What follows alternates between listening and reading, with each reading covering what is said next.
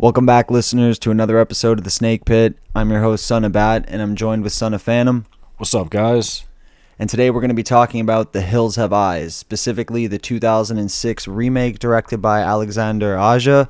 This movie was wild. Before we get into it, I remember when this came out. I remember when the trailers were all over the TV. The poster we're looking at right now with Lizard's hand on the eldest sister's face. The marketing was everywhere. I remember kids on the playground talked about this movie. It was brutal for its time, and still brutal to this day. Super crazy movie, and in some respects, a lot of people agree with this one. It kind of eclipses the original Wes Craven movie. But Phantom, what's your history with this movie? Yeah, I have a big history with this movie. Like Bat said, all throughout my early childhood, people were talking about this movie.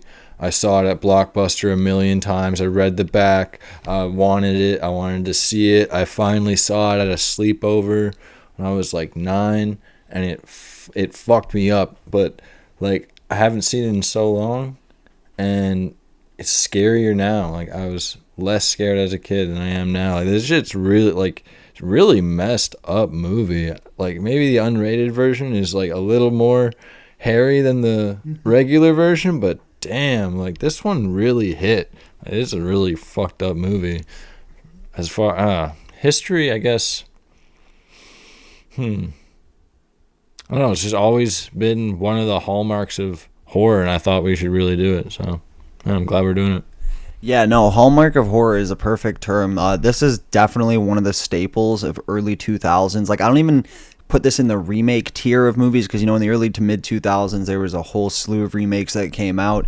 A lot of the Platinum Dunes ones and shit like that. But this movie, it's more in line with the Hostels and the Saws and the more extreme movies that were becoming mainstream at the time. And I was even joking about when we watched it, this movie is really hardcore, and the fact that this was a major theatrical release, you don't really see it too often now. Terrifier's bringing it back, obviously, but this is a fucking crazy one. You get animals being murdered, you get a fucking teen girl getting fucking raped by a mutant, you get a whole family basically getting massacred, a gun pointed in a baby's face, and this is a mainstream movie. I don't see studios having the balls to do something like this. Maybe Terrifier 3 changed it, but fuck, this was crazy back in the day. It's still crazy now. So why don't we just jump into it? Directed by Alexandre Aja, screenplay by Alexandre Aja and Gregory Levasseur, based on The Hills Have Eyes, the 1977 classic by, of course, Wes Craven. Produced by Wes Craven, Marianne Madalena, and Peter Locke. Starring Aaron Stanford, Kathleen Quinlan, Vanessa Shaw, Emily D. Raven, Dan Bird, Robert Joy, and of course, Turtle Ream, Buffalo Bill. And fucking side note, Buffalo Bill even has the fucking 44 Python that he uses in Silence of the Lambs. I thought it was a pretty cool Easter egg. Cinematography by Maxime Alexandre. Edited by Kanan Baxter. Music by Tom and Dandy. Production companies Fox Searchlight Pictures, major studio partners, and Craven Madalena Films.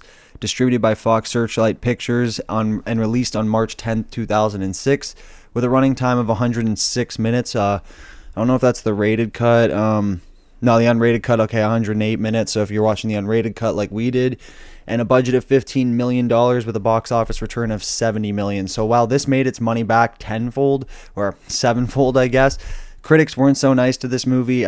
Obviously about the violence and the brutality and the sheer nihilism of the movie, but amongst horror fans, it has gained a solid reputation. A lot of people, like I said earlier, consider this as an eclipsing of the original Wes Craven movie. And essentially it follows the plot in the same ways. There's this site that's been, the New Mexico desert, where 331 nukes were set off.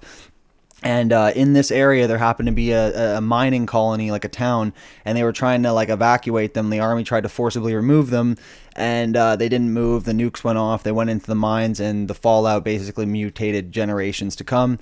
So this takes us to the present day, where the Carter family, with their father Big Bob Carter, wife Ethel Carter, son Nick Carter, and daughter Erin Carter. I'm joking. What are the kids' fucking names here? Bobby Carter and Brenda Carter. And then there's also the older sister, Lynn Carter Bukowski, who's married to this guy. We were calling him Jewish Tom Cruise the whole time because I swear to God, he looks like Tom Cruise with a giant schnoz. What was his name? Fucking Doug. Wow, they have him as the main character. Well, I mean, toward the end, he kind of does become the main character, but they get stranded because this dick fucking toothless gas station attendant thinks that they've stumbled onto their little murder game. The mutants basically kill people. They give the guy gold and they keep the bodies for food.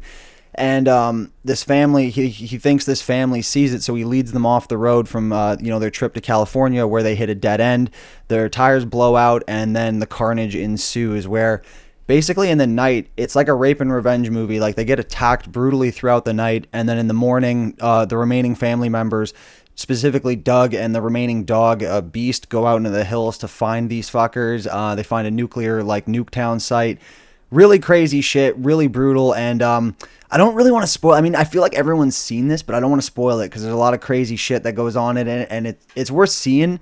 But what did you think of this movie? Does it hold up, all this time later? Yeah, seeing it 15 years later through an adult's eyes, it really does hold up. Like, I wish I had honestly watched this a few more times in my adult life. It is a really good one. It's fucking grim. It's dark. It's really, really fucking violent. It's got all the things, and it's got some actors that people will like. It's got tons of really good stuff. Like, man, this one, it's a classic for sure, and definitely eclipses the Wes Cravens, in my opinion. Like, this, some of the portrayals, some of the murders, Mutants too are fucking disgusting. Also the work done on the mutants, really, really good. It's a mix of prosthetic effects and CGI, but they did it in a really the vape. They did it in a really good way. Oh man. Hell yeah! And throughout, they didn't have. I thought the soundtrack went really good throughout the whole film. I barely noticed it, and throughout the really intense parts, it really you felt like you were there. When we're watching it on a small screen, and it's still fuck, I'm there with them. It's fucking I'm glued to it. That shit was scary and good, and damn, I don't know what else to say. Yeah, no, it certainly is, and it feels like two movies. It's definitely a torment and then a victory. The second half of the movie, everyone goes into full ass kick mode, which is really great to see. But there was a lot of stupid moves made by people in this movie, like the family. They can't fucking aim. They piss away bullets like fucking crazy. I mean, at least the kid had good trigger discipline, but he was pissing ammo literally into the wind, and it was driving us nuts the whole time. If anything, this movie was a PSA on how most American families need to fucking own guns, bro. This was a pro fucking NRA movie. Yeah, like I was saying, if everyone on the bus was strapped, none of it would have went down. It would have had a bunch of dead freaks in the desert and a big hiking trip to get back to the interstate. Jesus Christ. They knew the interstate was over the hills in the other fucking direction from the fucking town, and they still... oh my God. Let's go back to the sketchy guy that led us down this... Oh my... Oh, my favorite. Bro, these people are dumb. Yeah, dumb. And Doug was even though he's our hero and you do want to root for him, he's a fucking piece of shit. He's an asshole. He let a dog die. He let his wife die. Let everyone die. He's stupid as hell. Yeah, and it's so wild because this guy, we were ripping on it the whole time, but it's he's being tasked to go look for people. He finds this nuke crater filled with cars, and any normal person, the red flags would be dinging why are all these cars in this crater from all these decades, and his first thought is, I'm going to scavenge the cars. I was promised everything in these cars 3,000 years ago. What do you want me to walk across the desert? It's so stupid. And dude, and when he was fighting, like you said, he was a coward. He let the dog take a wicked beating when he could have tag teamed with the dog and taken Frank and Freak the fuck out, but yeah, he was a pussy, but at the end, he kind of came through, which was solid to see because you need a good hero in a fucked up story. Became a believer in guns very quickly. Oh yeah, he went from not touching guns and crying about guns to wielding a shotty at the end. And speaking of wielding a shotty, I'm reading right now that specific mutant with the Forrest Gump braces on his neck named Cyst. He was actually played by makeup artist Greg Nicotero, and doesn't surprise me. He's got a couple credited roles in movies. He's, I think, one of Tom Savini's proteges, if I'm not mistaken, which is pretty sick to see. It's a bit of a stickler here for history, but you're going to see some mutation photos of children at the beginning of the movie, and those mutations are actually caused by Agent Orange, not nuclear defects. A little thing there, but it's one of those facts that we got to bring up. And but originally, no, the movie was supposed to be way more brutal. There's a scene when the trailer rape, as we refer to it, happens. Lizard basically takes one of the birds, rips its head off, and drinks its blood. Now, apparently, Alexandre Aja's original idea was he was going to replace birds and he was going to have kittens, and he was going to have the kittens get put into a blender by the mutants with milk, and he was going to have them turned into a drink for them.